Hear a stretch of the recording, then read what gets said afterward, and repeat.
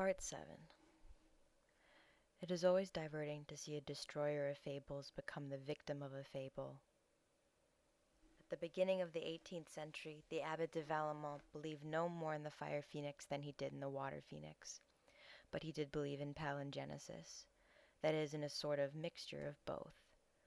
If we reduce a fern to ashes, which we dissolve in pure water, then allow the water to evaporate, we obtain lovely crystals that have the form of a fern frond. And many other examples could be furnished of dreamers meditating in order to discover what I should call saturated growth salts of formal causality. But closer to the problems with which we are concerned just now, one feels in the Abbé de Vallemont's book the effect of a contamination of the nest images and those of the shell. At one point this author speaks of the Anatifere plant, or the Anatifere shellfish that grows on the wood of ships. Page 243. It is an assemblage of 8 shells, he writes, that looks rather like a bunch of tulips, all of the same substance as mussel shells. The entrance is at the top, and it is closed by means of little doors that are joined together in a most admirable way. All that remains is to find out how this sea plant and the little inmates that occupy these artistically created apartments are formed. A few pages on, the contamination of the shell and the nest is presented quite clearly. These shells are nests from which birds have flown, page 246.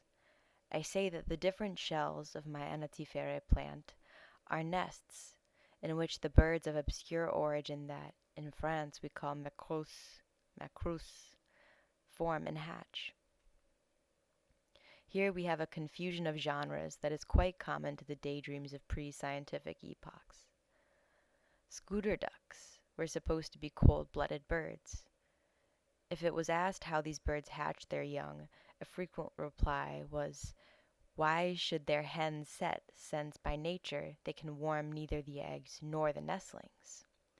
The Abbé de Vallemont adds, page 250, that a group of theologians assembled at the Sorbonne decided that they would withdraw scooter ducks from the bird category and put them into the fish category. This being the case, they could be eaten in Lent.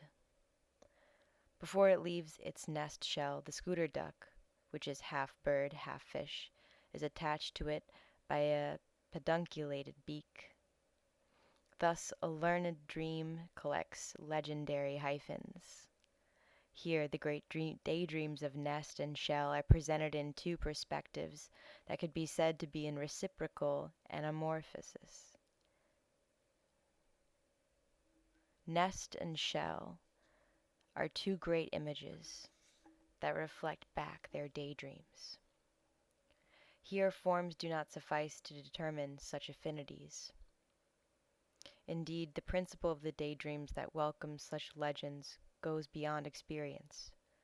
For here the dreamer has entered into the domain in which convictions that originate beyond what we see and touch are formed.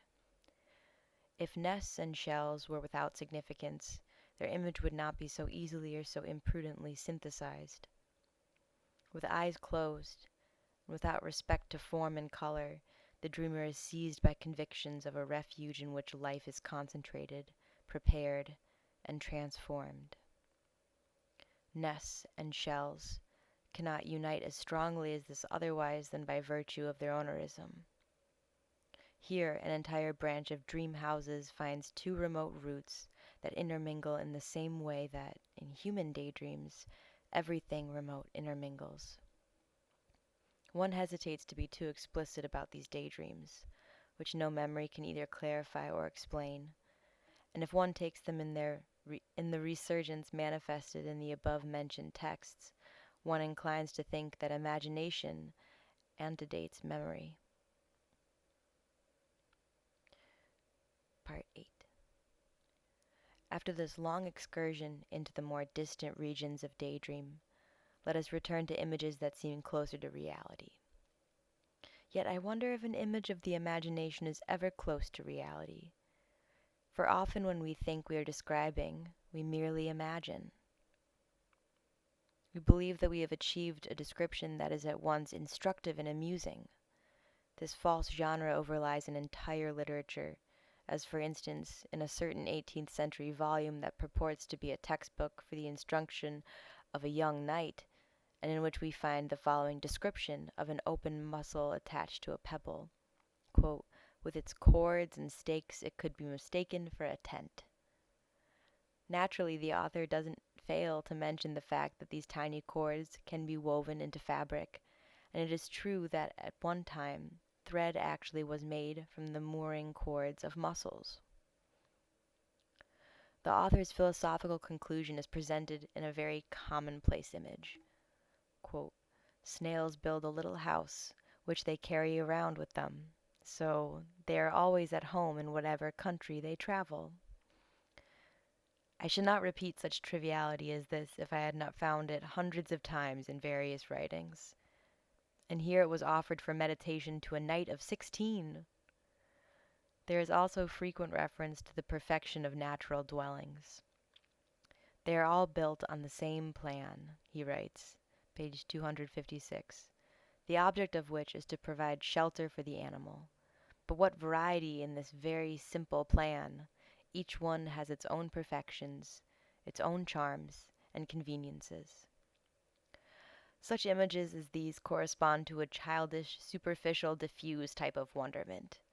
However, a psychology of the imagination must make note of everything, since the most minor interests can prepare the way for major ones. There also comes a time when one rejects images that are too naive, and disdains those that have become too hackneyed. Certainly none is more hackneyed than that of the shell house.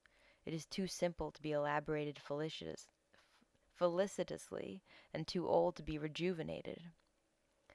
It says what it has to say in a single word, but the fact remains that it is a primal image as well as an indestructible one. It belongs in the indestructible emporium that deals in cast-offs of the human imagination. Folklore is filled with ditties inviting the snail to show its horns. Children love to tease it with a blade of grass to make it go back into its shell, and the most unexpected comparisons have been made to explain this retreat. According to one biologist, a snail withdraws into its kiosk the way a girl who has been teased goes and cries in her room. Images that are too clear, here we have an example, become generalities, and for that reason block the imagination. We've seen, we've understood, we've spoken. Everything is settled. So we must find a particular image in order to restore life to the general image. Here's one for reviving this paragraph, in which we may seem to be victims of the commonplace. Rabelais believed that it was by rolling over and over that the snail built its staircase. Thus, the snail's entire house would be a stairwell. With each contortion, this limp animal adds a step to its spiral staircase. It contorts itself in order to advance and grow. The bird building its nest was content to turn round and round. Rabelais' dynamic shell image may be compared with Michelet's dynamic image of the nest. Part 9. Nature has a very simple way of amazing us, through exaggerated size. In the case of the shell commonly known as the grande bénitière, great baptismal font, we see nature dreaming an immense dream, a veritable delirium of protection that ends in a monstrosity of protection. This mollusk, quote, only weighs 14 pounds, but the weight of each of its valves is between 500 and 600 pounds, and it measures from a yard to a yard and a half in length. The author of this book, which belongs in the famous Bibliothèque des Merveilles, collection of marvels, adds, in China, certain rich mandarins own bathtubs made of one of these shells. A bath taken in the abode of such a mollusk must be very mollifying indeed. And what capacity for relaxation must be felt by a 14-pound animal that occupies this much space? Being myself a mere dreamer of books, I know nothing about biological realities. But when I read this account by Armand Landrin, I sink into a vast dream of cosmicity. And who would not feel cosmically cheered at the thought of taking a bath in the Grand Benetier's shell? The Grand Benetier's strength is on par with the height and bulk of its walls. Indeed, according to one observer, it would take 2 horses hitched to each valve to force the Grand Benetier to yawn in spite of itself. I should love to see an engraving that represented this exploit. I can imagine it, however, by recalling an old picture, which I have looked at long and often, of horses hitched to the 2 hemispheres, between which nothing existed but space. Here, this image depicting the Magdeburg experiment, which is legendary in elementary scientific culture, would have a biological illustration. 4 horses to overcome 14 pounds of limp flesh.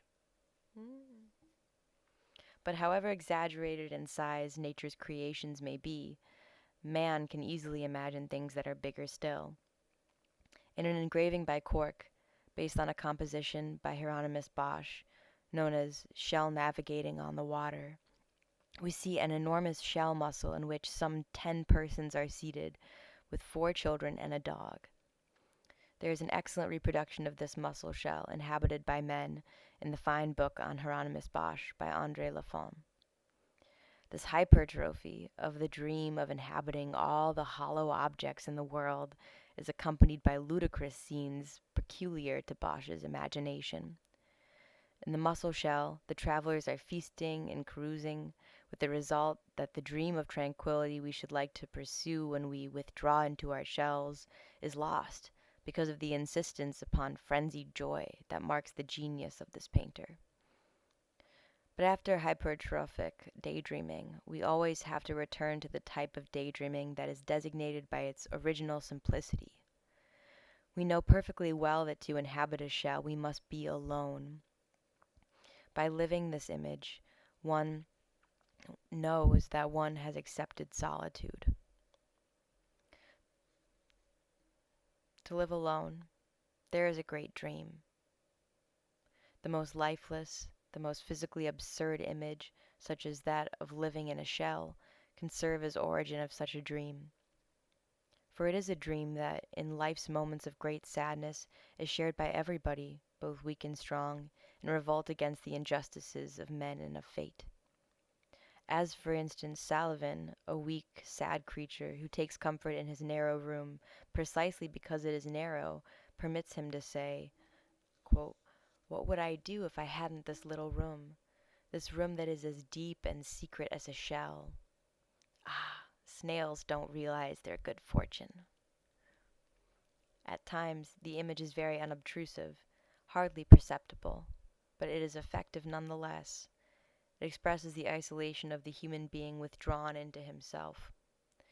A poet, at the same time that he dreams of some childhood house, magnified in his memory to become the old house where star and rose come and go, writes, "My shadow forms a resonant shell," and the poet listens to his past in the shell of his body's shadow.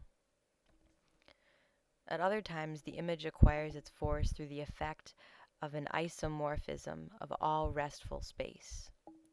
Then every hospitable hollow is a quiet shell.